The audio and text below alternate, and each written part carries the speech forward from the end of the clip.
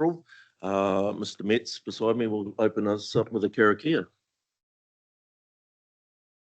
Whakataka te hau ki te uru, whakataka te hau ki te tonga, kia mā kina kina ke uta, kia mā taratara ke tai, e he aka ana te akakura, he teo, he huka, he hauhu, ti hei mauri ora. Thank you, Jordan. Health and safety, I think everybody in the room is well aware of our health and safety regulations and requirements, so we'll move past that to apologies. I currently have an apology for Councillor Hodge and a possible early departure for Councillor Downard. If you could add my name next to Councillor Downard, that'd be great. Early departure? Potentially leave early. Yeah. Just need to leave at about 11:45. But we might be through by then. Sounds like wishful thinking to me, but yeah, we'll see how we go. If I could have a mover for the apologies. Thank you, Chris. And a second, thank you, Pamela. Confirmation of the agenda that is before us. Thank you, Councillor Smith. I'll second. All those in favour? Opposed? So carried. Are there any disclosures of interest for anyone with any of the items that are before us on the agenda? Take that silence as a no. Next up, the confirmation of the minutes for the 13th of February for strategy and policy. I'm happy to move that they are a correct record. Thank you, Councillor Hughes. Second, all those in favour? Opposed? So carried. So we have a reasonable agenda before us today. We are envisaging hopefully to finish around 11:30-ish, depending on questions from councillors and input.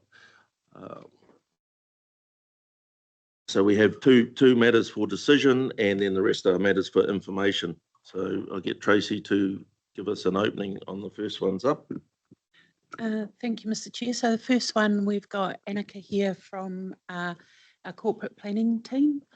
Councillors will be aware that there are a lot of councils who are making decisions about their water services model. Annika and the team have purposely put together a submission that is focused on the principles. It's not really our role to jump in and have a point of view on what model, but actually to look at those high level principles that we think whichever model the councils go with need to be at the forefront. And Annika, I think you will just take councillors through a kind of a efficient template approach that you're recommending. So over to you. Kia ora, councillors. Thank you, Tracy. Yeah, as Tracy mentioned, we have in your agenda pack a draft submission on Hamilton City Council's water services consultation. Very, very brief background on that is that territorial authorities are required to prepare a delivery services plan by September 2025, and those plans must set out the delivery services arrangements or models. But before a territorial authority can adopt their plan, they must consult on those proposed models or arrangements. So Hamilton City Council are consulting on two options. Their preferred option is a joint waters entity with Waikato District Council, and their alternative option is an in-house business unit. Our draft submission, as Tracy's alluded to, remains neutral on the options, but it supports water services that are compliant, environmentally resilient, cost efficient, and that will enable growth and development in the region. As also mentioned, there are a number of other territorial authorities who, since this agenda, have opened for consultation, and we expect more to come in the next coming month. Our aim, subject to discussions here today and decisions, is to take sort of a template approach to these following our submission to Hamilton City Council. So I'm happy to answer questions or take feedback submission. Annika, can you give us a bit of a guide in how much time this is taking you? Obviously, there are going to be a number come before us. I'm just interested in what sort of staff time's involved and if this template model's going to cut back on a lot of that. A template model would. We obviously will still review all the consultations that open and make sure we're across what those options are. But I think we have a sort of, because of the approach that we've taken in this particular submission, it shouldn't take too much staff time. looking at the sign-off, we may need to look at how those are signed off, and we're working through that depending on timings, whether a submission subcommittees required or through delegated authority. But that's, yeah. But not, if a template approach is taken, not too much staff time. Councillor Hughes. Thanks, Mr. Chair. Just a question regarding consultation. Is this specifically for a regional council submission? Because being a Hamilton City Council, being a representative of the Hamilton City electorate, I'm also getting information from the City Council, which I'm responding to as a ratepayer. So I'm just asking, in terms of our presentations, is this purely branded regional council without consultation, or how are you getting feedback from our constituents to feed into that? The way we've prepared this is a Waikato Regional Council consultation, well, submission to the Hamilton City consultation. So can I just ask, and where are we gaining the information from to include in the submission? Like, otherwise, it's going to have a very narrow focus that I can see. In terms of the content of the submission, through staff and technical experts within the organisation and from the Directorate leadership team. So we take that information from within the council and those experts, and then produce this, and then, yeah, so not from wider that, if that's, yeah. Okay, thanks. Councillor Kneebone. Oh, thanks. So just thanking Tracy as well, in terms of the next agenda item and the connection to this, and noting that one of the focuses of this new approach is to enable growth. And I'm being a little bit facetious, but I'm assuming there's quite a bit of water to go under the bridge yet, and because clearly the enabling of growth is facilitated by the relaxing of standards, but if that makes sense. Yeah. Through you, Mr. Chair, yes, they are intricately linked, but I would suggest we can only submit on what's in front of us now, such that, you know, and in response to Councillor Hughes's question, our submissions on the future of water services are based on our roles and responsibilities that we have at the present as a regional council. The next submission item might look to change some of those. It is just draft. It isn't actual law yet. So the best we can do for the submission to Hamilton City Council and the others that we will receive will be to provide comment with the law we're operating on under now. It is just in terms of the model used to provide water services to those communities, issues around growth, around allocation, around efficient use of water. We still have other tools and levers to have those conversations. And in fact, they're probably best had to the side of this submission, I would suggest. Yeah. No, cool. Thank you. Thank you. Are there any other questions? We're going to have a mover for, thank you, Councillor Downard. Thank you, Councillor Hughes. All those in favour? Opposed? So carried. Thank you, Annika. Thank you.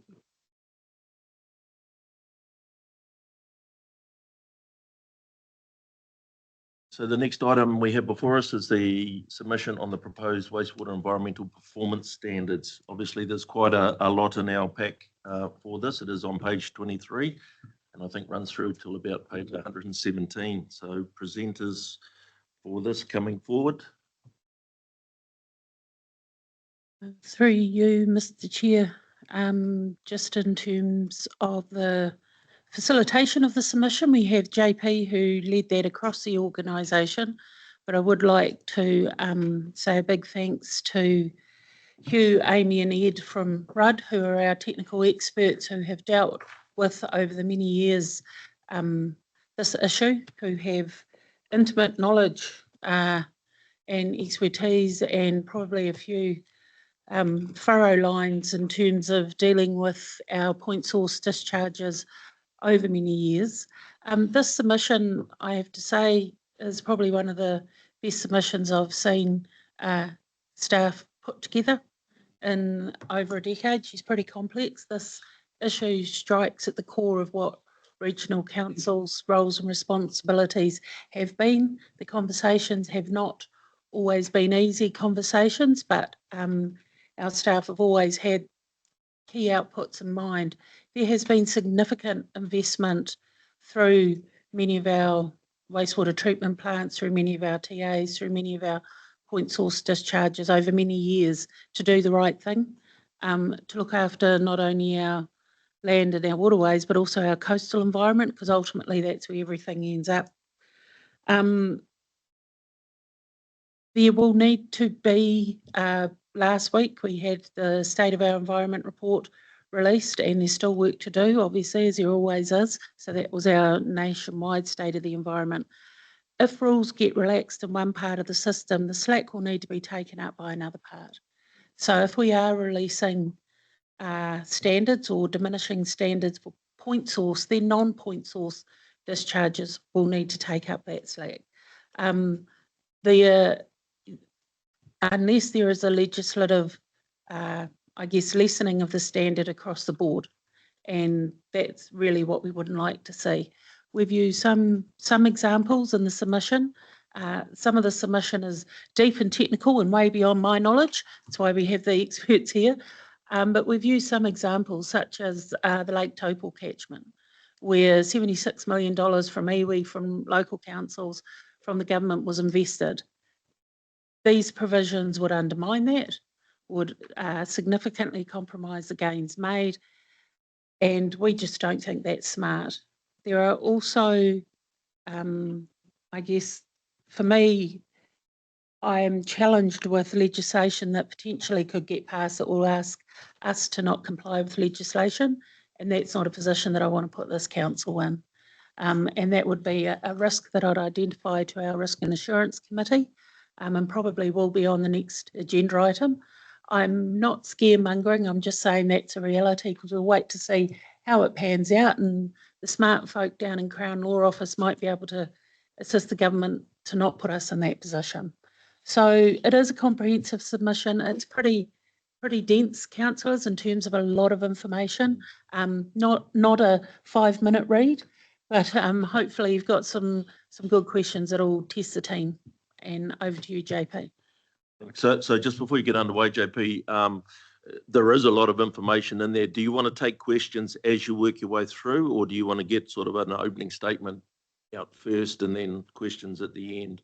My plan was to give you a brief overview of the proposal, then the submission, and take questions and comment at the end, if that's okay. Thank you. Mm-hmm. So good morning, councillors and staff. Thanks for the introduction, Tracy. Tamata ROI, on behalf of the Minister of Local Government, is consulting on the proposed wastewater environmental standards under Section 138 of the Water Services Act. Submissions close on the 24th of April. Tamata ROI considers that the proposed wastewater standards will support environmental outcomes and drive costs and time efficiencies.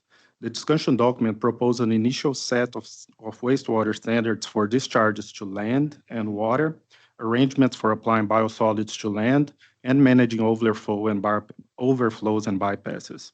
In summary, for discharge to water, the standards set out treatment limits or parameters for specified contaminants and separate requirements for small wastewater treatment plants. For discharge to land, it sets out treatment requirements and a risk-based framework to determine what types of land-treated wastewater can be discharged to. For the beneficial use of biosolids, the standard set out a grading system for processing biosolids with a corresponding activity status under the RMA. The proposed approach will also establish a risk-based planning arrangements for overflow and bypasses, including making all overflows a controlled activity under the RMA. The final standards will be set in regulations made by order in council. The standards are expected to be set in mid to late 2025, and those will follow the enactment of the Local Government Water Services Bill. Regional councils will have a key role in implementing the proposed standards, as these will be implemented through resource consents, more specifically through resource consent conditions.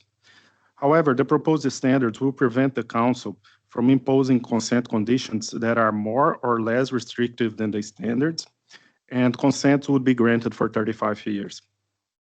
WRC staff considers that implementing the standards will potentially result in water quality losses across the Waikato region, as many of our existing municipal wastewater discharges have contaminants standards either, in their existing consents or in their current applications, which are of higher quality than what the standard would require. In addition, the standards will conflict with existing treaty settlement obligations to be met in the Waikato, Waipa, and Taupo catchments, including not enabling the achievement of the objectives of the Turiwhai Mana o Te Awa o Waikato. Nor would they allow council to have particular regard to the objectives under Te Kaupapa Kaitiaki, the Taupo catchment plan. So in summary, the draft submission notes the concerns around water quality and treaty settlement obligations, reiterates council's position made in its submission to the Local Government Water Services Bill back in February, in which wastewater standards should not prevail over local authority plan rules or RMA national direction, and that a case-by-case assessment should determine the duration of a resource consent instead of having a 35-year blanket approach for reviewing consents. Recommends amendments to the standards to help mitigate concerns in terms of meeting treaty settlement obligations, provides a range of examples highlighting that wastewater standards we have now in the region are of better quality than those in the proposed standards, and provides detailed feedback on the standards and answers some of the questions posed with the discussion document. This is it in terms of a presentation, but just to finish, I would like to note that we spotted a couple of typo errors throughout the submission, but we can come back to this at the end, so in case you have further amendments. So happy to take questions and feedback. Thank you. Thank you, JP. Mikhail. Yeah, where did they come up with a 35-year? It seems an awful long time. You know, who made that time frame, and what's your advice on it? The maximum should be. Under the RMA, 35-year term is the maximum that can be applied to a discharge consent. So 35 is enshrined in the RMA. So they've just grabbed that. Typically for wastewater treatment plants, you know, sometimes we will recommend a 35-year term if it's new technologies, but often we'll recommend a shorter term.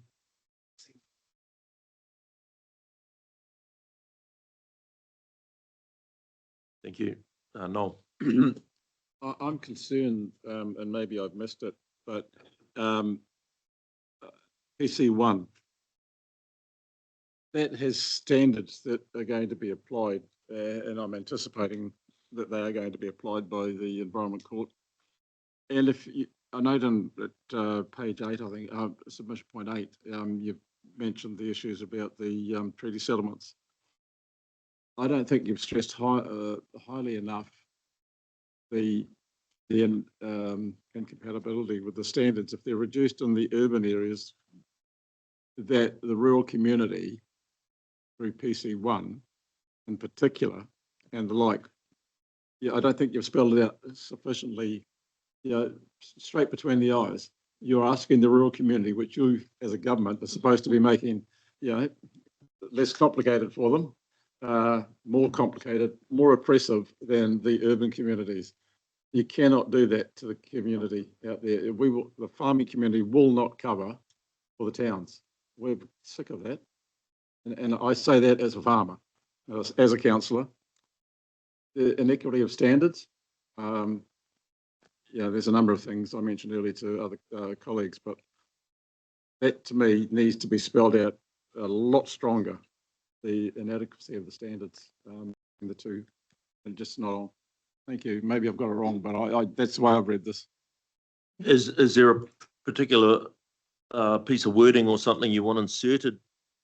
No, because that's quite a general comment. And I think some of the things that are in this report have picked up on that. But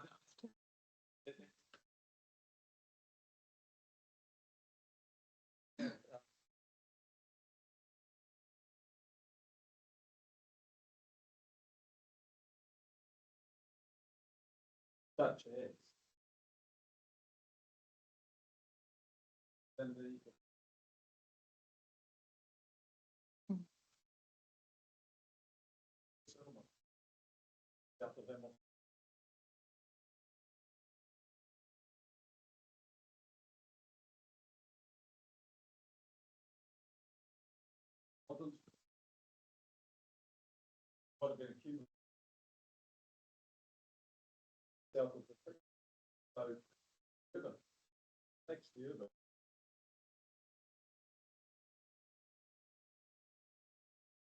Thank you.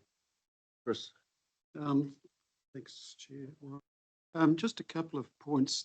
In terms of consenting, and I guess Mikhail's asked this question, consenting, I believe, should be determined by life of asset, because it's unreasonable to set a consenting period which is going to require, if an asset's got a 50-year life, then the consenting period probably should be looked at being 50 years, because it's unreasonable to expect changes to be made to major infrastructural investments simply because there's been a change in regulation. If it's got a shorter life, then I'm having a shorter lifespan, so the discharge quality can be reviewed at the placement point for the assets. And the other point I was going to make, earlier on I received an excellent, I guess you'd call it a synopsis of the water qualities in the Waikato River from 1950 through till, I think it was about 2 or 3 years ago. It was prepared by one of our retired scientists from here. Mike Scar's book sent it to me, and I can only encourage other councillors to read it, and then you'll understand the improvements that have been made to the quality of the water in the Waikato River from Hamilton City discharges over that lifetime. It's very, very significant. So, thank you. Thank you, Chris. Jennifer? Thanks. And thanks, JP and Tracy and co. Really dense submission. There's so much in there. And I did find as I was reading through it that there were other parts where I was like Noel and thought that could come higher up. So hence I was nodding along. I think there's already, I've heard from constituents, I've lived through it myself, that there's a feeling of unease about the discrepancy if you let local government or municipal wastewater treatment plants not be meeting a higher standard, that does need to get picked up by others, and not just by non-point source discharges, but even my previous experience working at Fonterra Te Rapa. There's industry that has a water intake just downstream from, say, the Puketi wastewater treatment plant. They're going to incur more costs having to treat water if that wastewater treatment plant's discharge was to decrease in quality. So you're shifting the costs, really, and I think that local government, as another tier of government, has a responsibility to be part of the best, really, and the responsibility of having the community and their waste treated is something that we shouldn't put so low on the priority list, really. So I would bring that up, that point that Noel already made. You also make a great point, and it's item 3 on page 13 of the submission, or page 40 of the agenda, about the operational difficulties some of these sites might have with having to invest in more storage because of having to work to very standard conditions rather than being able to work through with our consent people what's the appropriate thing case by case. Another key point where you're just shifting the costs, and I don't think it'll be appreciated by industrial users. Another point I found was that if it does away with receiving environment monitoring upstream and downstream of, say, a discharge, then that is perhaps something that we will need to pick up as a council more for our state of the environment monitoring. So currently it works fairly well, that gives more information to the consent holder, as well as the fact they can share that data with us. And you say quite clearly it goes directly against the polluter pays principle. So I think that just is worth highlighting further up. I was wondering, I have a few questions. One is, so does this, because I recall when we started talking about it, Waikato Water's done well, or whatever it's called beforehand, that we're going to take a catchment approach to the consenting of these municipal wastewater plants. Would this do away with that? Big argument. Because it was a big selling point of forming CCOs in the first place, that we can treat case by case for different municipal. Or constrain our ability to look at that option. Yeah, This that's is what the I'm better trying question. to ask. Yeah. Because that was sold as a way of being really pragmatic, but being able to keep costs relevant to where it needs to be. I've got a speaking order, so if I could, those that aren't speaking, so Amy can get the mic, thank you. And if you could, Amy, could you pull it nice and close? Thanks, because we have people online. Yeah, thank you. Yeah, that's certainly a point we were trying to make when we're mentioning the MPDC wastewater applications that are in at the moment as well in particular. So they've basically said, we have this much work to do, we have this much money in any given time, we want to do matter, and we're going to make improvements there, which helps the Hauraki Gulf catchment, which we care about. Then we're going to go to Morrinsville, then we're going to. And so they were able to do that. And so by taking this approach, if you were trying to make those arguments in the future, we're constrained because we cannot grant any different number for those key parameters. Yeah. They are a grams per cubic meter Standard. standard. It's And not a minimum standard or anything. It's the standard yeah. we must put in there. They can do better, but we must put that number in there. No, I think that would be a point to bring through. That would be really good because that was a large selling point for the CCO model that we're talking about. I see that the telemetric monitoring, I was just wondering whether we would go as far as having a recommendation as to whether we would in future recommend having that come to our council. We're kind of pretty neutral on it. From my experience, it's a lot of manual admin for the consent holder to collect that telemetric data and then send it through, say, annually or so. When technology these days is at a point where if you just did send it to the regional council, it's all done and it's probably analysed by an algorithm and giving everyone an alert when they want one. So would we go as far as making a recommendation, or is there a reason why we might not? I can't comment on whether we would go there. Yeah. I can tell you it works very well for water, but that's from a cumulative effects, the point of take, from an allocation point of view is very useful. Certainly when we think about the ease of data reporting and having that information available to us, I don't see any reason why we wouldn't, but we don't have any direction at that stage, at this stage, that's where we're going. Maybe we could make a point kind of along those lines that it could reduce operational costs, should it be considered, but maybe not go as far as actually saying what our stance is. I guess through the chair, obviously we don't want to put our hand up for more costs to our ratepayers, and we don't really know what that might look like in terms of cost and investment. There is a possibility, obviously, with the Waikato Waters Done Well entities, that we can have some forward conversations around how we can collect that data smartly, but it's probably something we can expand out there. It's just something that in terms of being in the middle of an LTP round where we haven't opened the hood and really had a look at our operations, we didn't want to say, hey, yeah, look, we'll do it, we'll put our hand up for it. Yeah. So it's maybe something we explore with Waikato Water Done Well, but we don't recommend so far for the rest of the country. Yeah, I'm with you. Could we go as far as, I'm kind of asking my colleagues as well, strongly recommending that review clauses stay? Because it sounds like review clauses are disappearing. And if this goes through, 35 years is what we have to give. Want to give ourselves a bit of power to, we hardly ever use these review clauses, but you're forced to give 35 years. It only seems right to ask, strongly recommend that we have that stay.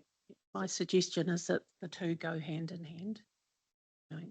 If there is the longer term, the 35-year term, yeah, that's right. Then and an inability to review, that is locking us into a system that might not be the best. But I didn't catch that when I was reading it, that we're strongly recommending that they stay if the 35. Maybe I read it wrong. If you could check it, that'd be awesome. There was a lot to read in this one, so. And then I appreciate that you brought up the emerging contaminants in the biosolids side. I just wondered whether we could also mention it in the discharge to water side as well, because some contaminants floating and some are in the solids, so. When they're emerging, you don't always know which category they're going to fall into. Right, I won't go on for too much longer, but my last points are that in the introduction, the very first kind of page of the official submission, I did find that some of the sentences in the first sentence of each paragraph didn't always make sense when I read it. We could just look at those. And yeah, I thought that we could use some stronger language rather than just saying it's challenging us. Very difficult for us. And often we'd land the punchline on a paragraph at the end, kind of gave all this explanation, making the reader tired, and then we punchline. Maybe we could flip it so that we say what we want up first and then give the rationale. Just where it makes sense, obviously. I don't want you to put in a huge amount. It's a really good submission. Well done. Thank you, Jen. Stu. Thanks. Just on that, I agree with what Jen was saying, and I can't remember the terminology that Vaughan used for that consent rationalisation process. He had a word for it, but Comprehensive catchment consents. yeah, that whole concept of why review the high performing plant when there's another one that may be 10 years. So that's a concept I do think we should probably highlight a wee bit more in the submission. That would be my comment. I think it's a really good submission, but just explaining it to those people in plain language, you know. Yeah, again, I think it's a really good submission, and thanks guys for putting it together. I'm a bit disturbed by a whole lot of it, but we'll just have to see what happens, I suppose. Chris, that issue you talked about duration of consent and the relationship of that to the life of the asset, I agree in principle, but of course that doesn't stop an asset being upgraded depending on how it is as well. So I'd be a bit cautious about us being locked into that concept itself without a few of the other issues being taken into consideration as well. And I guess perhaps we should be lucky that 35 years is written into the RMA, because the buggers might have made it 50 if we weren't careful here. But other than that, no, I think we're on the right track and support where we're going. Yeah. I guess the only other question was, Tracy, are we working with our TAs to sort of flag our concerns with this to encourage them to go down the same track? Through you, Mr. Chair, so we sent a draft copy of this agenda, sent the agenda item, noting it's going to be discussed today to all of our territorial authorities, to Taumata, Arawai, to Waikato Waters, Dun, Well, CoLab, and our iwi partners. We can't do any more than that. We've just said, here's a submission that's been discussed. We will send you a finalised copy once it's sent. Then it's up to them to make their calls. As I understand, the submission that we've put together, the rest of the regional sector and many of the other territorial authorities, both smaller and metropolitan territorial authorities, are putting in similar submissions. Nobody is arguing that we couldn't have a better system. We're just saying, understand it as a system, it's not binary. And the only other point was, I agree where you're going, Noel. We want to also remember that that every ratepayer in the region contributed 10 or 12 bucks a year to the topal protection project as well. Yeah. If I've forgotten how long we did that for, and the farmers in that catchment made significant sacrifices that are embedded in law for 990 years now. So and to me, I'd be giving it a lens of, hey, farmers have really upped the game in the last 10 years with a whole lot of, and point out how much money our councils put into catchment restoration, that sort of stuff, and those sort of arguments. This is going to undermine all that as well, you know. Oh. Just on the review issue, there has been a trend to come back from the 35 years for some time, and more recently it seems to have been shortened up. I take Chris's point of the investment, but when others talk about a review, what do you mean by review? Because you could just review it and say, yep, all good. Or does review mean, hey, there's more recent technology, so you have to move to that? What are you actually asking for when you say a review? Because it can mean many things to many people. And there's a lot of people that we're dealing with, certainly in the land drainage and river catchment issues, who are seeking or about to seek renewal of consents, who say, well, it's like for like, we're just doing the same as what we have been doing, or in fact, we want the new plant to actually do what the consent says, not 25% of the pump. We're talking motor Karakia here. Just do what we've actually got a consent for, but we need to put in a new plant to achieve that. Nothing more than what's already there. That's costing a huge amount of money to get a renewal of consent. So what is it when we say review that we mean? Be careful what you ask for. Thank you. If I can answer that, the review provisions under the Act set out the reasons why you'd undertake a review. And Councillor Nichols correct, we don't undertake reviews very often. And they are a very important process that we do.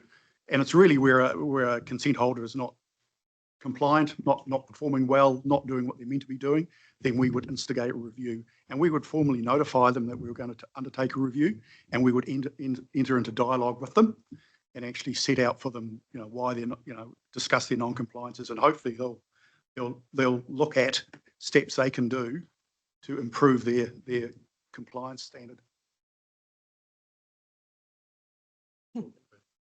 And sometimes they like the review as well, don't they? Because it actually makes their Well, life it easier. triggers, a review can actually trigger them to look at their processes and seek more funding to improve their operations. So, yeah.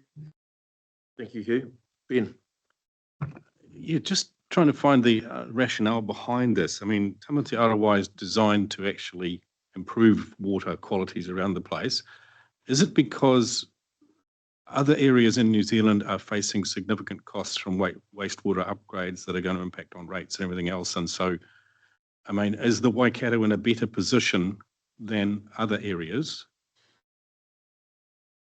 Apparently, the rationale for this is to, through the chair, sorry, to reduce costs and time efficiencies. And 57% of all the wastewater treatment plants are supposed to be renewed within the next 10 years across the country. And of those, apparently 20% are already expired, their consent. So they're expecting a lot of renewals to come up on the next 10 years, and they just want to make it more time efficient and costly and cheaper. Yeah. Well, presumably costs is what we haven't mentioned economics in this at all in our submission because wastewater plants are very expensive to build. Yeah. So there'll be significant ratepayer impacts. The other question I had is we've talked here about a number of our TAs.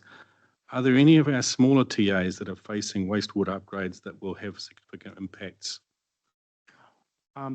We mentioned Cambridge, right? That I'm talking about Otahonga or some of the Waitamos or, some of the ones that are. I'll leave it to you. I think in our region, we're in a pretty good space regarding wastewater technology for municipal wastewater. Over the last 20 years, our district councils have invested significantly in improvements in technology. So I can't think of any wastewater treatment plants in our region that are in dire need of significant capital investment. Right. Yeah, that's good to know. He's getting a lot. That's fine. And just to pick up the point you made earlier, some councils can go above the standards. They just can't go below. Yeah. So Waipa might choose to go. Yeah. Thank you. But if I could clarify this, like if it was just a minimum standard and regional council will still take things case by case to make it work for the consent holder and ourselves with all of our other obligations, then that wouldn't be so bad. But it's not just a minimum standard. This is telling us exactly what consent conditions we have to apply, no matter any of the relevant geological and other science knowledge we have. I think that's the part where, while it might sound nice in practice that you could roll out the same model of wastewater treatment plant everywhere and they all meet the same standard, which sounds great in Wellington perhaps, it doesn't actually work.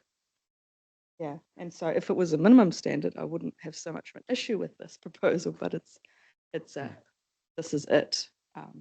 Do you have, does that come across in the submission at all? Well, I think it's Yeah. articulated that for me personally in there, Jennifer. And the other thing is, so congratulate staff on those real life examples that we've used too, because to me that's always a good way to show, hey, this is where our various communities are at on the ground. You know, so that to me is quite powerful in a submission. So you've got real life examples. So thank you for including those. Are there any other questions? Oh, sorry, Stu. Oh, it's just on the back of what Jen was saying.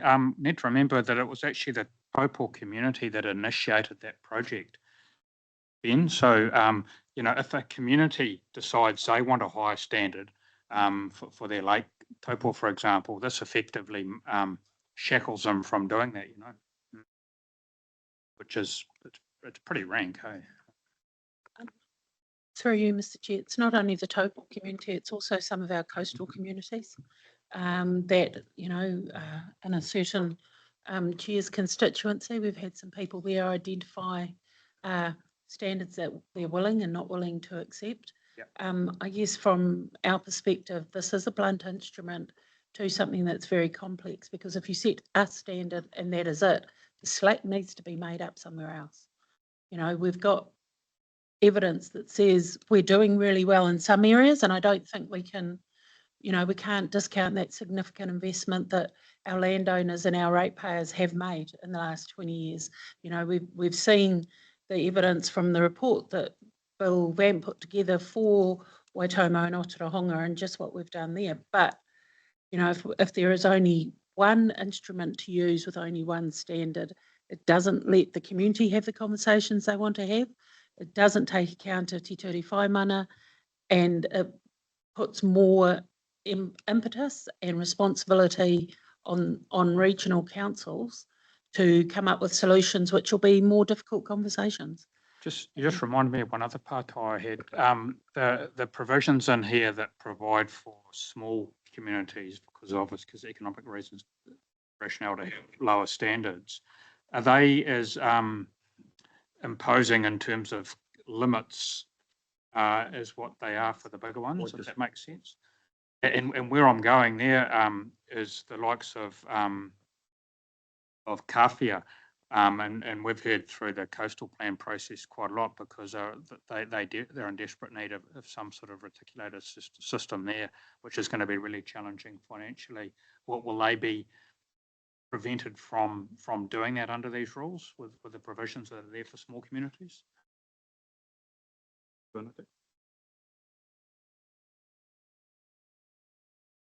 So for the small wastewater plants, the discussion document proposes that it's only for existing ones. Yeah. So a new plant such as Kawhia would have to meet the one standard for all. Yeah, so they'd have to build a plant.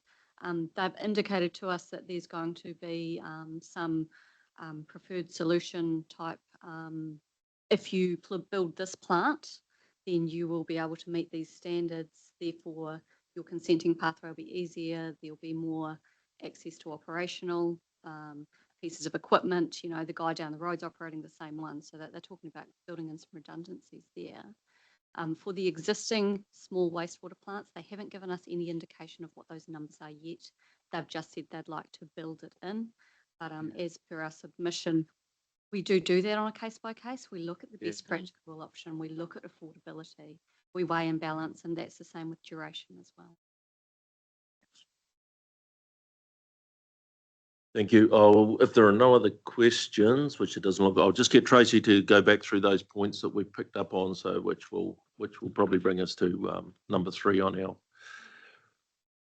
remit. Yeah, thanks, Mr. Chair, and thanks, councillors. These are just the high points that I took. JP's also been madly scribbling there, so we will capture the feedback and amend the submission. So really picking up the key point that Councillor Smith raised around the inequity of application of these standards, that potential rural-urban divide or point non-point divide, and just putting that up higher, I guess, more priority in the submission, including narrative around the consenting and the lifetime of an asset and certainty of investment, but also obviously that it's for the right outcomes. Looking the importance, as Amy just said then, around the case-by-case assessment, because there are many constraints and many attributes we need to take into consideration. A question around the receiving environment monitoring and the unintended consequences of doing away with this. The ability for this legislation to inhibit the catchment, and I would say integrated catchment approach that MPDC and others are using, and perhaps we can just pop that out a bit more as a case study and example, because those are what we know speaks more strongly to select committees and MPs, actual practical examples. The review clauses and the necessity or importance for them to stay, make our introduction to the submission a bit more impactful. So right up the front, say, here are our top 5 messages. And lastly, I think just some narrative around, again, perhaps using Lake Taupo as a case study, but the significant improvements that our farmers have made, the significant investment that our ratepayers have made, and that this potentially could undermine this and have some tail effects that we don't know about yet. And I guess just the last point that Councillor Kneebone raised around just making sure we've taken care of those smaller communities and that they can come up with innovative responses that might have positive environmental outcomes. Those are the key points that I grabbed. Yes, there's also that, sorry, the point around telemetry, like the information. Yeah. And JP, there are a couple of typos that we identified always as soon as a agenda item is published, you find some typos and mistakes in it. Were they material, or is that something that you just think is of a minor nature that can go past the chair's eye? The majority are minor errors. There's just like on paragraph 2, there's one sentence that finished abruptly, so we just need to finish that sentence, but it's just meaning what the standards would achieve. So that's on paragraph 2 of the submission. So that's on page 29 of the agenda. It finished the standards in brackets, and it's just an unfinished sentence. So my suggestion is just to include could help mitigate these challenges. Yeah. Thank you very much. So the proposal we have in front of us will take out number 2. Gordon? Happy to move. Happy to move. Thank you, Jennifer. Seconder. Thank you, Noel. All those in favour? Opposed? So carried. Thank you, team. Well done. Right, the next one we have before us is the Waikato Regional Council approach to monitoring wetlands and plan effectiveness. I'm sure most of us are aware of the Southland outcome and the Environmental Law Institute. No, that's not the right word. Anyway, that's them, initiative. We did at Herrick Gulf Forum get a presentation by the group, and they are continuing to look at regional councils around the country and their work around wetlands. So very relative to everybody, and we'll hand over to staff. Tracy, if you wanted to do an introduction on this item, please. Thank you, Mr. Chair. Just quickly, we know there's been quite a bit of chatter about this matter. We have presented a paper to the ACRE committee who asked about it. What staff wanted to do is really just step councillors through so you have some information if you are asked. We're not saying in any way, shape or form that the Waikato region is an exemplar. We know that we have issues, have had legacy issues with the reduction of our wetlands. We're not having that conversation. The conversation we wanted to have is, hey, should we come under the visibility of the Environmental Law Initiative, what would our response be? So we're also wanting this to be public. It's a transparent document. So if they do come looking, they know at least, you know, this is where we are. This is what our point of view is as a start. And I'll pass over to Lizette, who facilitated the organisation response. Kia ora koutou. So Tracy's given a wonderful introduction to this item, And just mention that I've got Bruce McAuliffe here and Dr. Mike Scarsbrook, who are the subject matter experts in the various matters in this recent High Court decision. Councillors will have noted the statistics around comparative wetlands loss around the country in the report. So there's quite a significant situation in Southland. The two key takeaways from the case are that firstly, mapping wetlands alone doesn't constitute monitoring as required. And secondly, preparing a Section 32 report to support notification of a plan change did not substitute the Council's monitoring obligations under various sections of various parts of Section 35. The decision makes it very clear that councils need to have in place the resources to monitor and take action to protect wetlands, and councils need to check that they are sufficiently covering off their relevant obligations. So very much in summary, WRC's situation is quite different to the case for Environment Southland. WRC has a number of active work programs related to wetlands and has had its regional plan reviewed as required under the RMA. So it is in quite a different position. But as Tracy noted, there's always work to be done. That's a very brief overview, and I thought it most useful to turn over for any discussion. Thank you. Questions, councillors?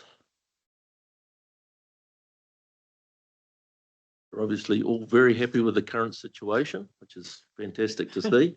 Except for Councillor Clarkson, who may have some comments. We are only different to Southland in relation to history and timing of the event. And I have to say that there is a rumour going around that a lot of the wetland clearance that occurred in Southland was being driven by former occupiers of the Waikato wetlands.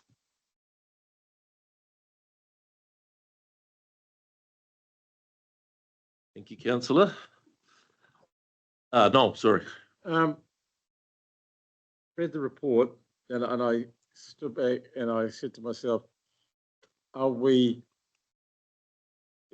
does the analysis stack up to scrutiny? And I don't want to impinge the staff or anything like that, but have we had some outside eyes look at this? Because sometimes when we review ourselves, we tick the box when maybe we might not.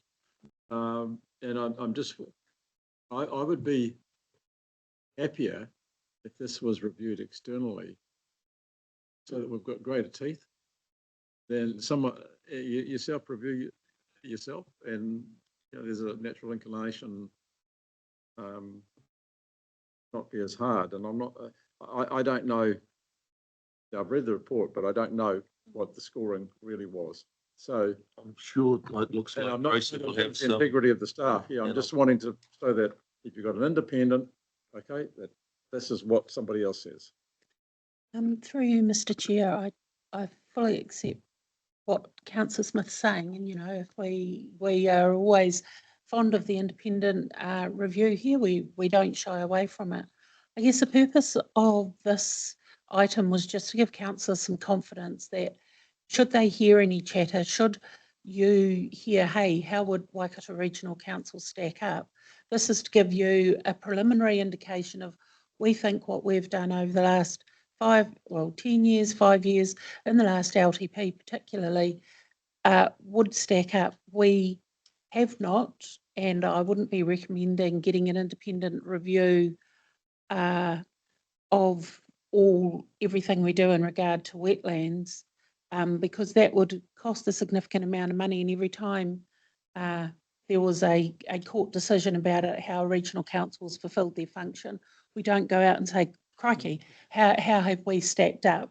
We give a preliminary review, we look over what we've done, a quick desktop from our experts and go, yep, that's fine. It's been through a few pairs of eyes, so it's had, I would say, an internal test. It's also the pit of your stomach, should we be worried, should we not be worried kind of test. I guess what we would be looking for additional funds if council thought it was of such significance that we needed to go further.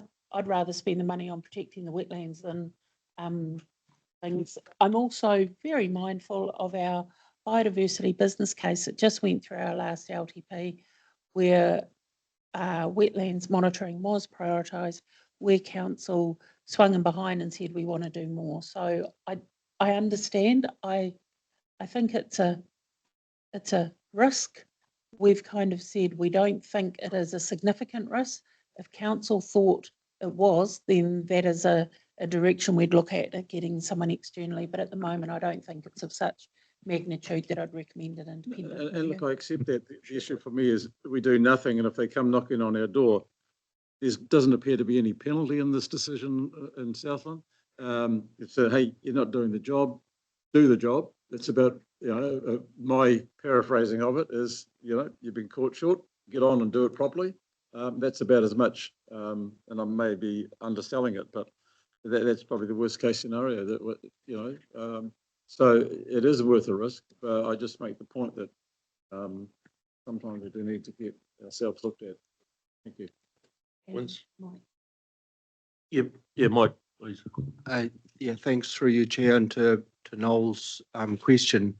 We are finalising a technical report at the moment, which brings together the background, the regulatory context, a review of nationally accepted methods for monitoring wetlands, and then a proposed monitoring approach. So that technical report is undergoing peer review at the moment. So when that's published, that would be a really valuable document to hand to anyone and say, here's the process we've gone through of defining what our monitoring program is going to look like.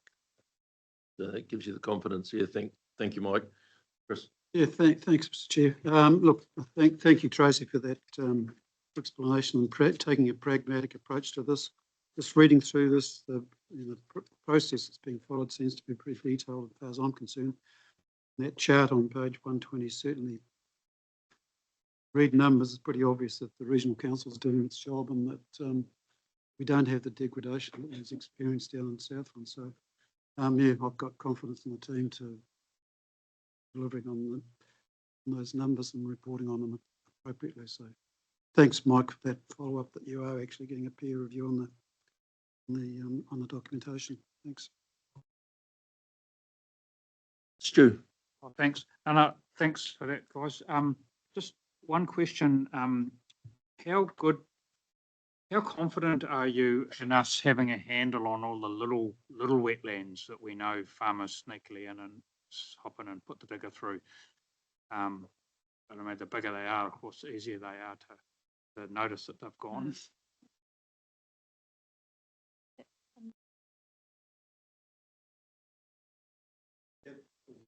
It's a really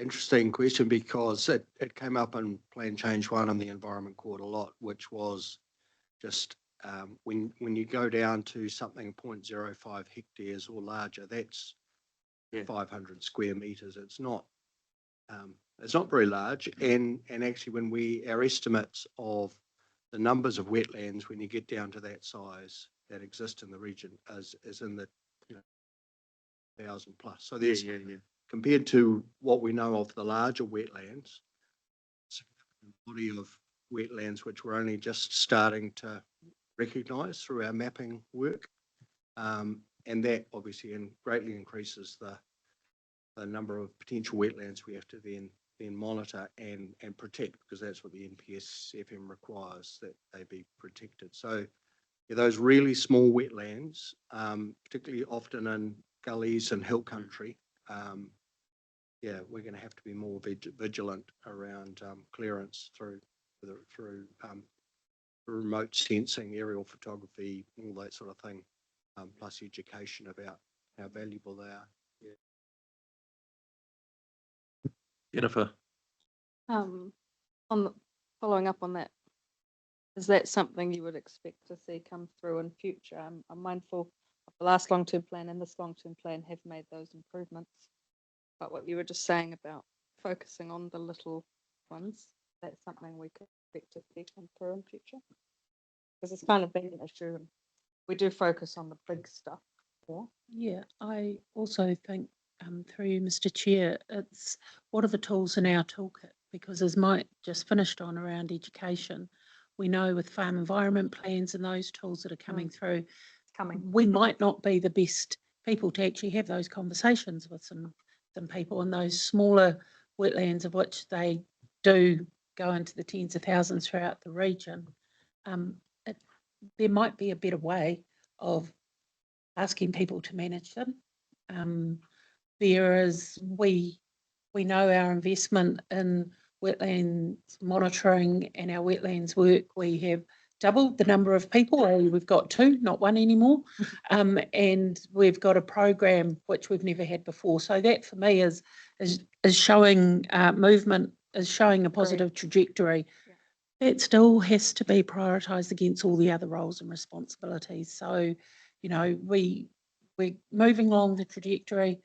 It may not be as fast as we want, but we're getting there. So to recommend in the next LTP, again, we'll look at biodiversity as a whole and look where those priorities are. And my actual question was, because I appreciated your point about where to put the funding, and obviously and the ultimate outcome is ideal after. For anyone listening, and I suppose I'd be interested to hear your thoughts, whether Tracy or Mike's, for example. If it was a scale of 1 to 10, and to Bruce's earlier point that a lot of the degradation happened in the past, and then there's that part of the curve where it's kind of stalled, but you're starting to turn things around, and then we're going more in the restoration from 5 to 10, let's say. I place it, I think, with somewhere around 5.5. Would you agree? Is that kind of where we're at on the overall journey of wetland life in the Waikato? I mean, or is there a diplomatic way to answer that without putting a number on it? Perhaps if I take a first stab, Mr. Like Chair, people and to know where we're at. Then I'll pass it to Mike. Because I agree, we have been making improvements. We've been making progress, but we're also got more information. Yeah. 5 or 10 years ago, people would say a wetland is the wet area, not the entire system. And so as we are growing and understanding more, we realise, and Councillor Clarkson made this point many times through the LTP, it is not just the wetland, it is the surrounding area. So look, I think it's probably 2 steps forward, 6 to the side, 1 back and another 3 forward. We will always have incidences of wetland loss for whatever reason they are, and we acknowledge that. I think we're on a positive trajectory. I wouldn't know. Yeah. I wouldn't say whether we're a 4 or a 7. We're definitely not an 8, 9 or 10. Gotcha. Thank you. Robbie. Thank you, Chair. Just the opposite to what Stu was saying before, but how many farmers actually put wetlands back on their property? So are the ones that are getting are they being measured? And I know, like, we've got 3 on our property, so and where they lay is in lower places that wouldn't call them wetlands, but they grew bulrushes and they were hard to manage, and now they're made into ponds and wetlands and filtering systems. So it's all right to say how many have gone, but how many actually coming back would be a good number as well. I think it's a really good point, Councillor Coxon. I would like to think we've turned the corner where we're gaining more wetlands than we're losing. I'm not sure if that's the case, particularly so if you go into some of the hill country areas, you're still seeing quite a lot of gully drainage happening. I've certainly seen that in parts of the Waipa catchment. But, you know, the work that you're in terms of farmers bringing wetlands back into the system, I think we're absolutely seeing that increasing. And actually, I think the dairy industry is committing to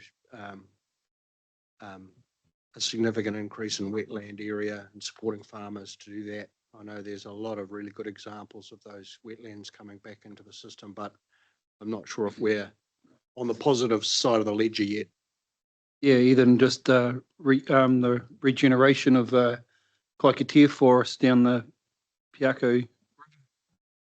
There's most probably been, in the last 5 to 10 years, a couple of 100 hectares of Karakia stands fenced off and replanted, and there's a lot more going on out there than what you realise. So yeah, and Thanks, Robbie. Bruce? Yeah.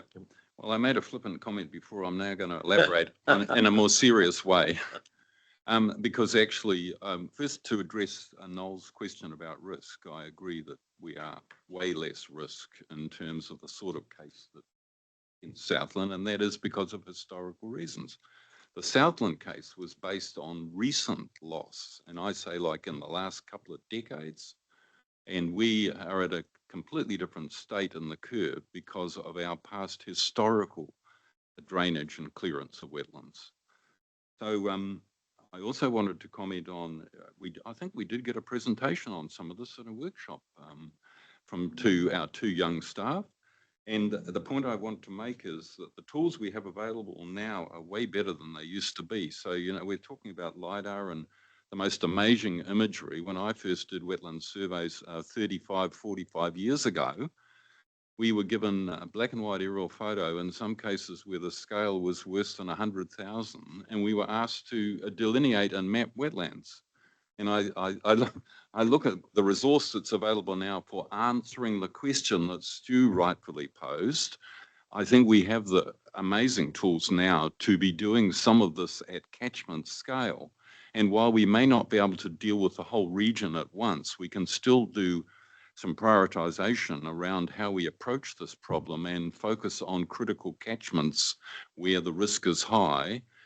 And we could be looking at exactly the point that Stu was talking about, the loss of the smaller wetlands, and particularly wetlands that are in sensitive places like headwaters of catchments or whatever they might be. So we are in a better position, and I think the risk of that style of court cases is very low for this council. I also wanted to comment, however, on the fact that it's what happens at night is what matters. It's the hidden degradation of wetlands. And we can't take our eye off the ball here because we still have the issue of ongoing degradation relating to water tables and catchments and the continued lowering of water tables in many parts of the region, which then leads to a process of degradation for our existing remaining wetlands. So although we have some quite big chunks left, the question is how are they degrading? And I know that people in Mike's team are thinking about this sort of thing. And of course, the Whangamarino project that is being funded by the LTP is one important example of where we're trying to get ahead of the degradation. But the point I wanted to make really is what is needed now in our region is more focus on restoration and prevention of further deterioration and degradation of the wetlands that remain.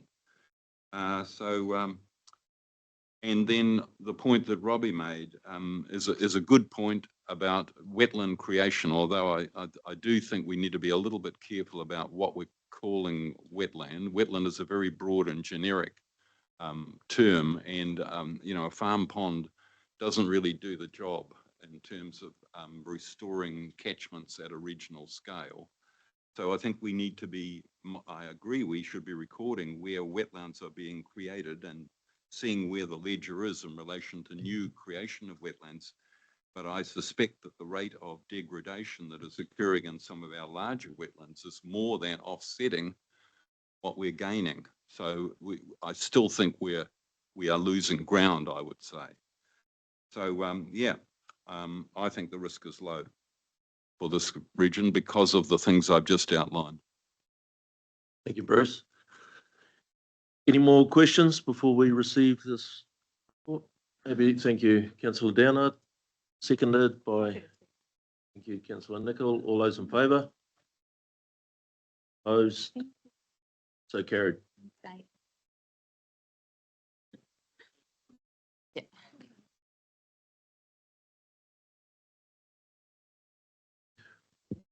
Right, next up we have the item in front of us on the resource management reform overview. This is on page 123 of your agenda pack.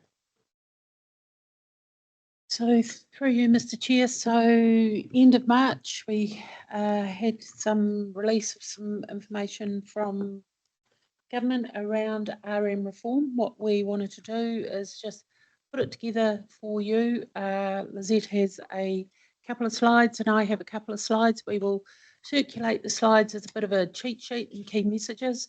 Lizette takes us through what has been announced from the government, and mine is more so what does it mean for WRC at this stage. What I would say is it's at this stage. Again, we'll wait until we've seen the detail, we'll submit on the detail, then we'll actually get the final statute. So there's a lot of shadow boxing, there's a lot of reading into things, what's happening. We know there's also a parallel program of amending national direction before we get to new legislation. So you've heard me say it again, say it before, I'll say it again, there are lots of moving parts. We still have statutory responsibilities that we must comply with, but we are not going to do those willy-nilly. We've had that's a very technical term, by the way. We've had the direction from council to be prudent and to be mindful of ratepayers' money, and to be very mindful of the spectre of reform on the horizon. So I'll pass over to Lizette. We hadn't intended to take you through things clause by clause, because you can find your own bits and pieces, but just to paint a bit of a picture. Over to you, Lizette. Thank you, Tracy. Thank you. And I've got Katrina Andrews with me today, who will lead any submissions in the near future, on this resource management reform program, and Blair Dickey, who is involved in reference groups and with regional sector colleagues, amongst other things, and has his ear to the ground. So as Tracy mentioned, another technical term, there's such a flurry of information from the last 2 weeks and not a lot of actual detail that we really would like to know so far. So the government has made announcements on the scope and content overview of the legislative reform. These have been informed by advice provided by a group, the Expert Advisory Group on Resource Management Reform, that the government stood up. It's important to note that the Cabinet decisions differ from the recommendations of that Expert Advisory Group report in some instances. The changes are significant. Obviously, the Resource Management Act underpins most of our statutory functions and responsibilities. We've got some early overview information for today, but as an introductory remark, there remains a lot of work to be done to detail the proposals and draft them into relevant legislation. There are areas in the announcements that align with established council direction or views, such as in regional spatial planning, and a greater emphasis on efficiencies. There are also areas where it'll be important to work closely with central government towards their intended goals, and whilst not unduly compromising the natural environment. So to take a look at that first slide, it is quite a busy slide, just taking a step back in terms of timeframes and different bits in the processes. It's helpful to see where we are. You'll see that big red circle down the bottom. That's where we are, and you'll note that our local government timeframes are along the top. The draft legislation, the key date, is intended to be introduced around about just after local body elections. In terms of the next slide, meanwhile, phase 2 of the reforms is still being progressed. You'll recall the government announced this phase to change a large bunch of national direction instruments. That bunch has now been revised to those that can have immediate impact on the RMA, and then those that are better bundled in together with the legislative changes part of phase 3.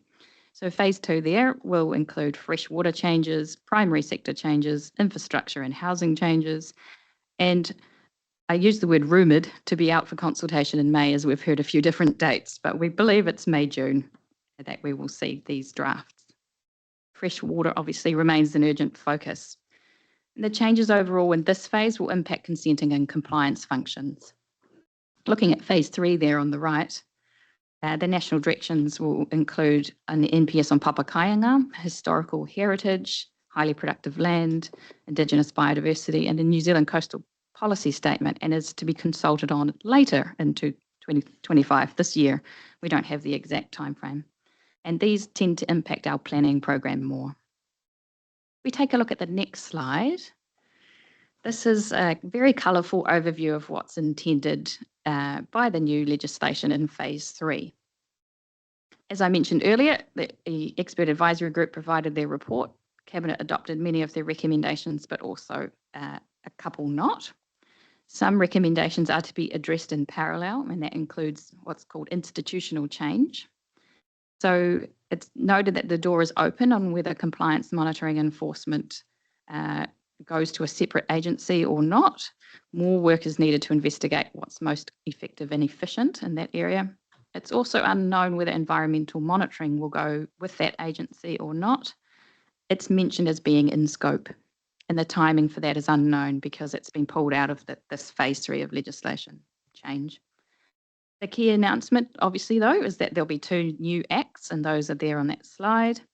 The Natural Environment Act will manage the use, protection and enhancement of the natural environment with regards to land, water, air, soil, minerals, energy and plants, excluding pest species and animals and their habitats. The Planning Act will regulate the use, development and enjoyment of land, and it will be positively geared to the benefits of development and manage a far narrower scope of effects than the RMA, limited to neighbourhood frictions, for example, the effects of noise, light and vibration of a development on the property next door. So who will do what in the new proposed system? There's a bit of a colour chart going on in that slide.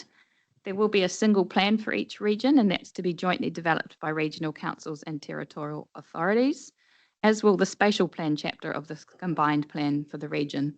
There's not much more detail than that, other than that there will be a secretariat to support this. It's intended there'd be no more regional policy statement. Elements of it will be in the spatial chapter and environmental chapter. District councils would prepare a chapter each for their district. It will be in an e-planning format and through a portal. Transition is to be quick. The first combined plan somehow will bring together our current plans, and the next step is to create a spatial plan in 12 months from the legislation becoming live, and that will include spatial elements like those in the NPS highly productive land. So regarding those spatial plans in particular, they are to set out major constraints such as natural hazards and significant natural areas, and have a focus on future urban areas, growth and development opportunities, and current and future infrastructure corridors. It is intended that to make infrastructure planning and consenting far easier. For example, the Expert Advisory Group has recommended that infrastructure that is identified on spatial plans should be provided with a streamlined designation process. And the release of future urban areas for development without a plan change would also be provided for. The opportunity through those spatial plans is to develop clear, enduring blueprints for how growth across our regions and cities will occur, which can be bought into by all councils and infrastructure providers and developers, removing the risk of inconsistent and short-term funding decisions being made.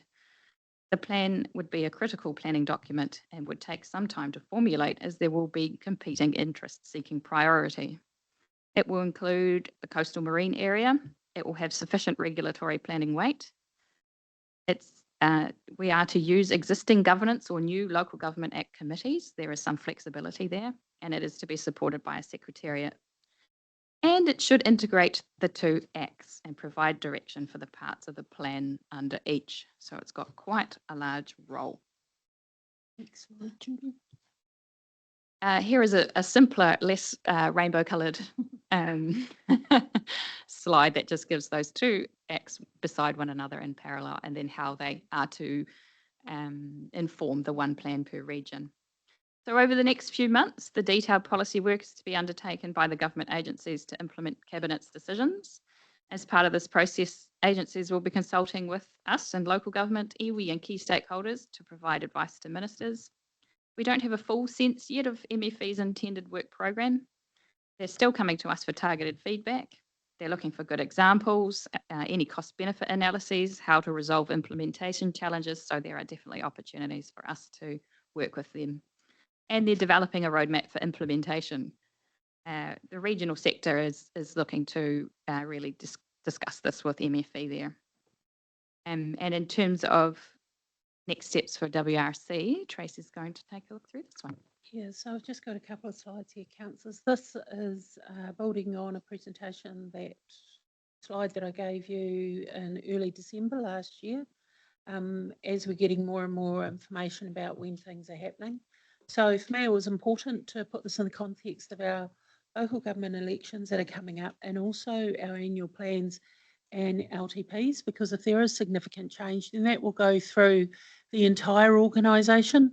There will be changes from our Resource Use Directorate, changes in ICM, changes in terms of how we finance things and what our revenue streams might be, irrespective of any changes in policy that we'll also have to traverse. So that will have implications probably for our 2027 LTP.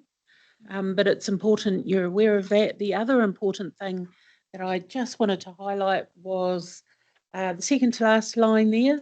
So the worst thing that the government could do, which has been done to us before, is to ask for significant input and consultation on this whilst we're having a local government election, because that's what I'd do if I was central government. But it also means that things become very difficult to have a governance position from governors, but it has happened twice before.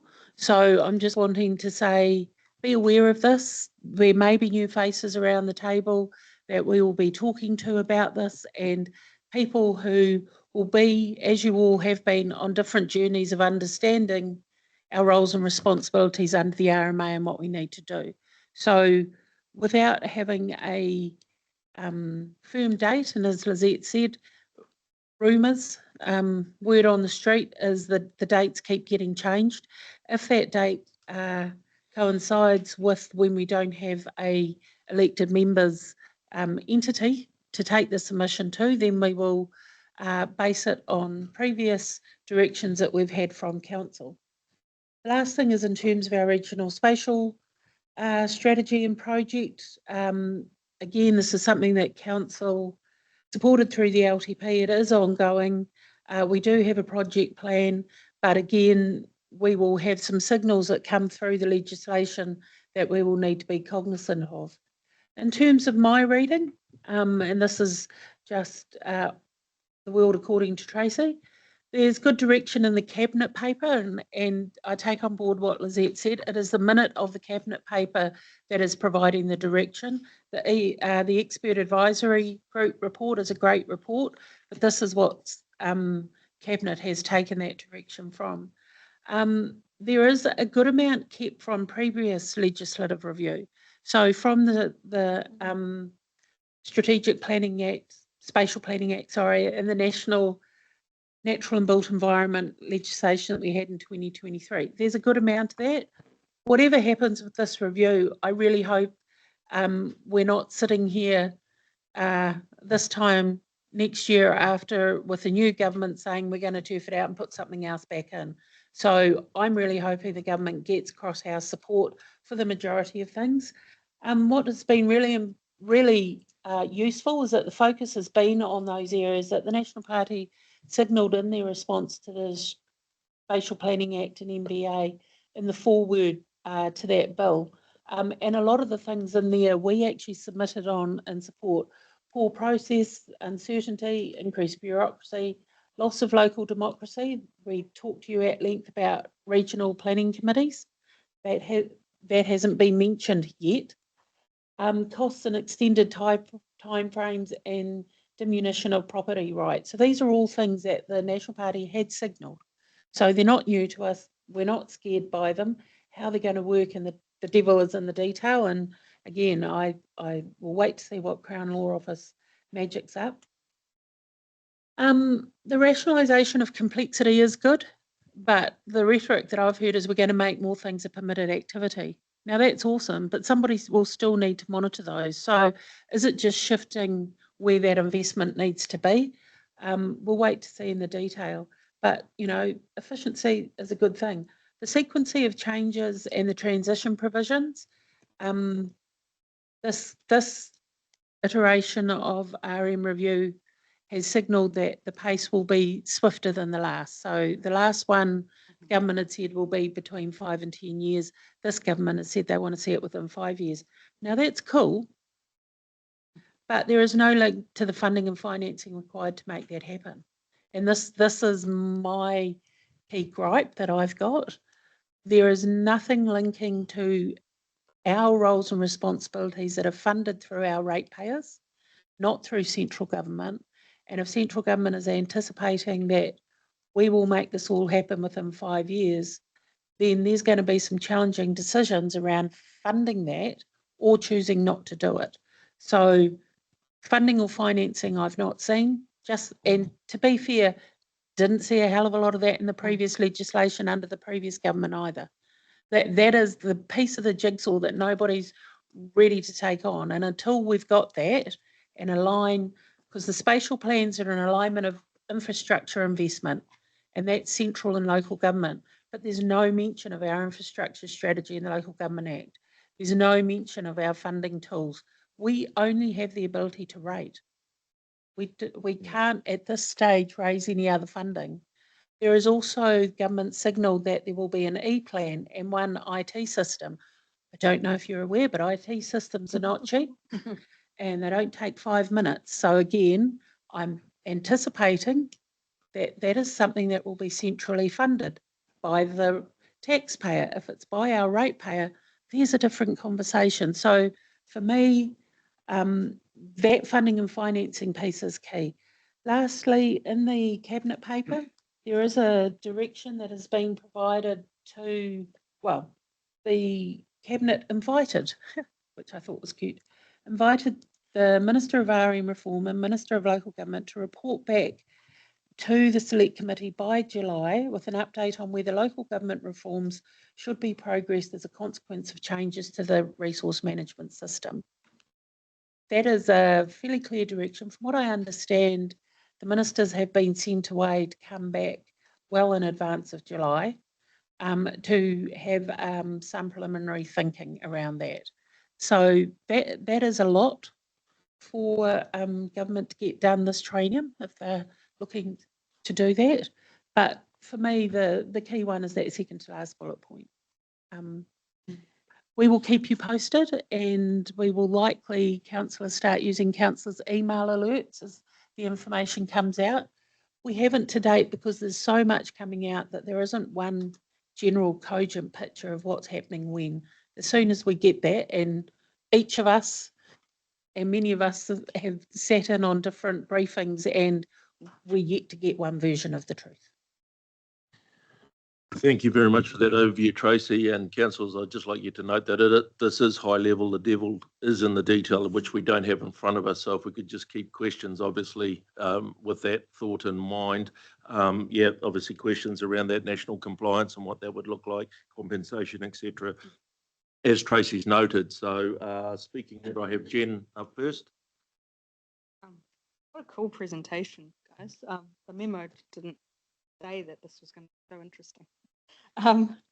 So thanks for that. I actually don't hate what's proposed, which is cool. And I see that, you know, taking out the politics of the passing legislation, taking it away and so forth, it actually looks like it's policy that's better from a longer process of putting in more things. So I agree the devil's in the detail. We'll see about that. But questions I have are the EPA having a Centre of Excellence monitoring. Do you think this is a step in the direction of actually addressing the Parliamentary Commissioner for the Environment's concerns that he raises at every opportunity to have decent environmental monitoring that is one type, so that it actually makes it all makes sense when you add up 16 regional councils' data and such? Yeah, I've got a speaking order. If I can get the mic, please. That would be quite exciting. Yes. If I may attempt to respond to that, I think the caveats about this being high level and the devil being in the detail is quite clear at this stage. When I read this, my first thoughts were that's consistent with the direction of the Parliamentary Commissioner for the Environment. I can't make any comment or offer any advice on whether it would achieve what is being sought, but it is not inconsistent anyway. Sounds good. And the idea of taking the compliance monitoring enforcement part out of regional councils will obviously be a massive change for us. putting that to some national agency. And I think just reiterating again, the devil being in the detail, yes, it would be a significant change. Is it the right change? You know, will it deliver better? And what will we be left with? Because every single centralisation down to government that I've seen, we're still left with generally the more challenging bits to sort. So we'll wait to see what's the wheat and what the chaff is, I think. Yeah, no, but I do. The reasons I like the idea of it is that you could, I mean, councillors are not influential in prosecutions, I'm going to say anymore anyway. And so I don't see the point of it sitting here as such when you have a council on top of the organisation. But it also allows us to be recognised as a brand more for an authority with lots of carrots in hand. Whereas I think a lot of the time when, you know, our youths turn up at properties and that CME component is part of our organisation, it actually creates that anxiety. So I think there's the potential there for that. And so thank you for the detail, because I think the 10-year transition always freak people out about living in uncertainty for 10 years. I totally agree with you on the funding and financing part. I look forward to it progressing anyway. Thank you. No. Yeah, thanks. Just reflecting on where this started. So some years ago, the Randerson report was commissioned by Justice Randerson and a select group of people. And that came up with a volume, and I had a copy of it, and it was more than a ream of paper. It was a huge report.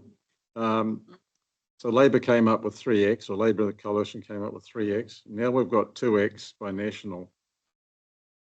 I'm probably sitting here concerned about the environmental impacts of the flux that we're in.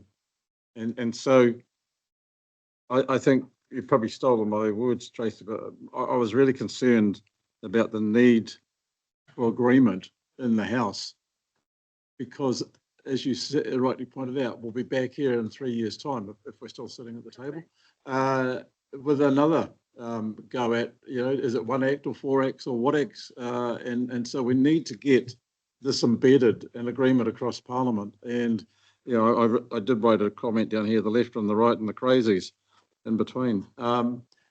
We've got to get beyond politics and look first and foremost at the environment. And in all our submissions, I just want to see that reflected back to the government, that they need to be getting the opposition on side as to getting some agreement here. So and support. So not a question, but just a request perhaps.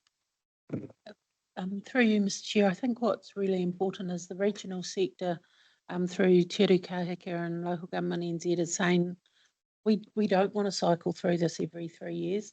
If we're being genuine, let's all swing behind you and actually fix the things that need fixing.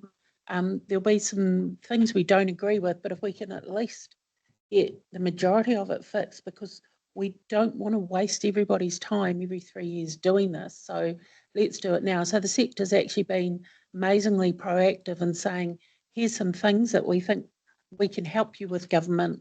Here is some crafting that would really help and be some quick wins for you, government, with what you want to achieve, and also for the environment without losing anything. And that's where Blair and Lizette are on some of these working parties to do that, because it's a waste of everyone's time every 3 years to, you know, just go around the mulberry bush again. And those who are working the land and the likes are so frustrated because we don't know what is ahead of us and we can't make plans. So yeah, we need some uniformity and agreement. Thank you. Chris. Yeah. Warren, just a couple of points that Naila said. I think you mentioned a requirement to do a cost benefit analysis on this. Then we hear Tracy talking about the costs being loaded on ratepayers, which we all understand.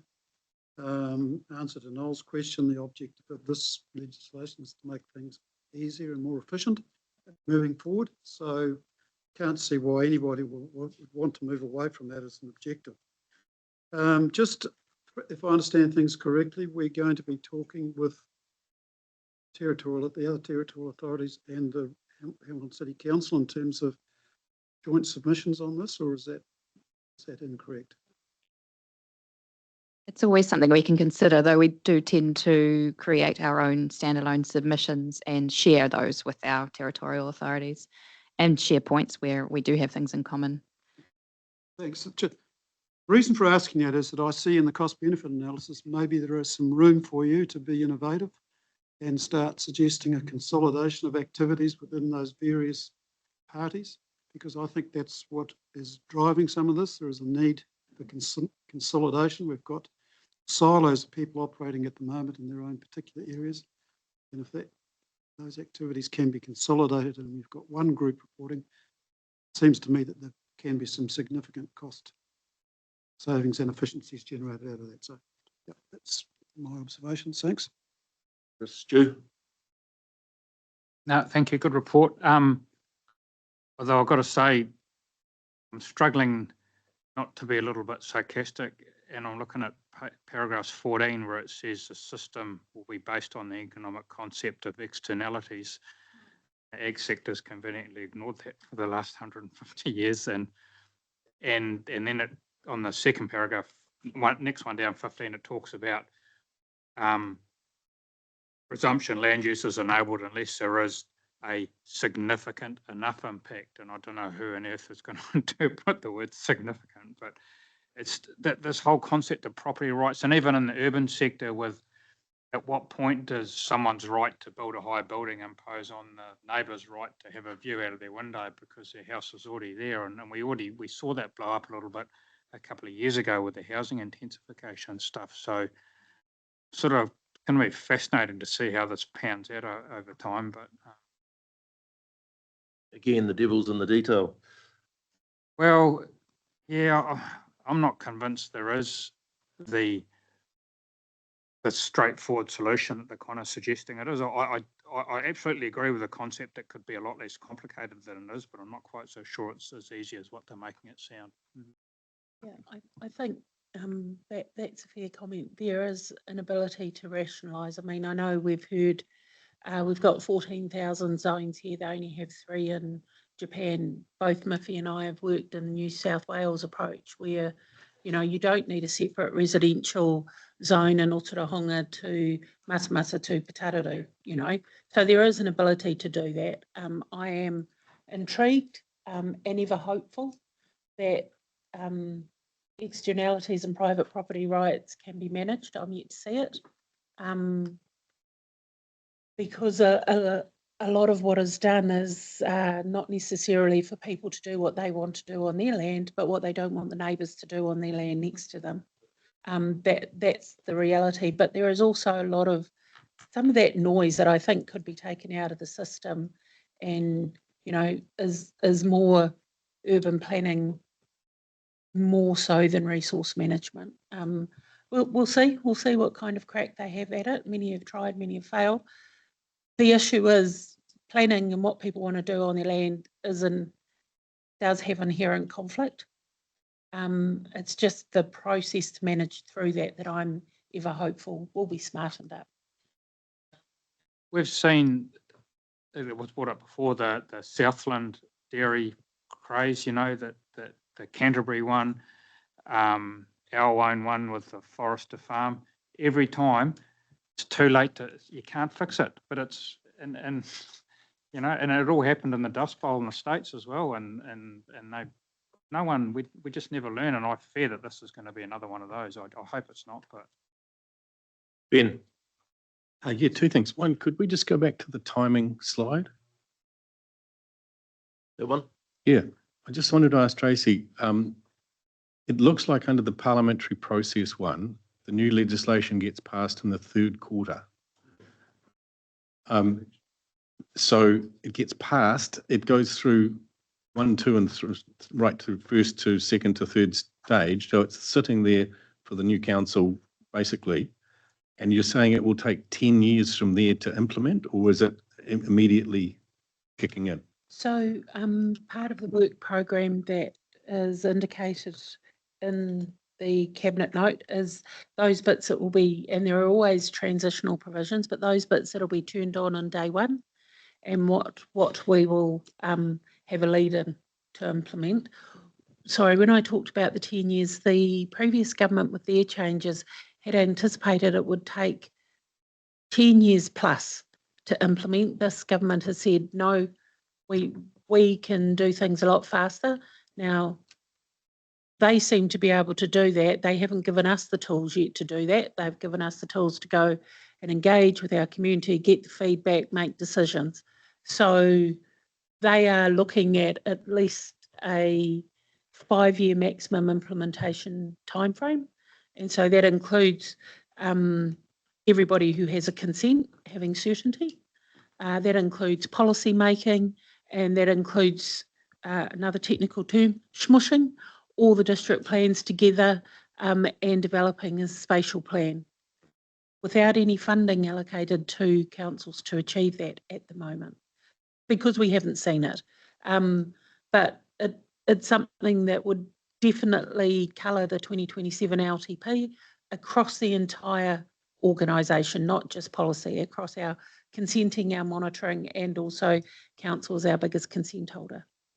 And will the regional policy statement cease to exist on 25-26, or will it remain in place? We don't know that detail yet. Right. And the other follow-up is obviously regional spatial planning is going to be very important. Should we be allocating more resources to that now in our process? Because we've done regional spatial plan for this area, but it's lacking over the east and the south. So remember, council gave us $1 million allocated for 4 years. Because you anticipated this happening, is it? A little bit. We started off with the inventory to actually see where our gaps are. The team have delivered that draft. We'll be having a workshop in a fortnight on that. Then we've got the process of putting things together. Now we are working through a recipe for what that process would look like. Council asked us to have that sorted by June 30th. We've now got incendiary device coming in from the right that might change that. There might be, and I would suggest there's going to be some compulsory things government wants to see in regional spatial plans and other things that we just can do. So I think it's too early to ask for more funding. I wouldn't be comfortable asking you for that until we actually see what this slow setting concrete looks like. Thank you. Question, yeah, you've talked about, and the devil is in the detail, which we don't have, but the transition time, and I liken that to like with a district who has or a region who has an operative plan and a proposed plan. It depends how far the proposed plan is through the process and needing to assess against both the operative and the proposed. So while some things may come into being when it's passed in the third quarter of next year, essentially it's the same sort of process, and that's taking a very simplistic approach to it. So why would there be more costs? And I know the detail is not there, so perhaps it's a question that needs to be parked, but I just, well, why is it, because councils have to do that anyway in a lot of cases. Through you, Mr. Chair, it does come back to what the detail is. At the moment, we've got a Section 86 of the RMA that says, and these are things that have effect from day one, and these are things that don't. We don't know if we'll have that kind of provision. There might be specific, we know from legislation before, and you will have this done within 12 months, you will have this done within 24 months. Again, that is in a total vacuum of have you got the funding to make it happen. Some of the things that are allocation within limits and Crown commitments to freshwater rights and interest, we need to look at this further, a staged approach to switching this on. So, this is all signals without actually seeing what it looks like. And for me, it comes to how are we going to fund it? And what we don't have, and if we don't have to do certain things, what's the offset? I'm just mindful the ratepayer, has not got the infinite amount of money to pay. Is there something different, Jen? Yeah. Last thought was maybe we advocate for 6 years because it gives us 2 LTPs to fund changes, so that maybe early in the process they start thinking about our ability to implement. Otherwise, you might get to the 5-year point from when there was an election at the end of this year, and you've only just funded it, but you may not have actually done. So just a thought to keep in mind when you're talking to them. Oh, Bruce. Sorry, and it is different. It is different. So, I'm but sure. there have been a lot of mentions of devil in the detail. I'd like to add the other complexity is the timetable. There are no guarantees in this timetable. There is no guarantee that when people start writing the legislation on the piece of paper, that they will not realise that what has previously been called inertia or incomplete legislation, they might suddenly find there's a lot of insight in the previous legislation. We've seen this many times before in government. When people start writing the legislation, they realise there was a good reason for a lot of the components of the existing legislation. So my bet at the moment is not on that timetable at all, on a delayed timetable, which is a further complexity, not just the question of the devil in the detail. Thanks for that, Bruce. We have a We'll keep you posted. excellent. Thank you, Councillor Smith. Second, thank you, Councillor Dunbar Smith. All those in favour?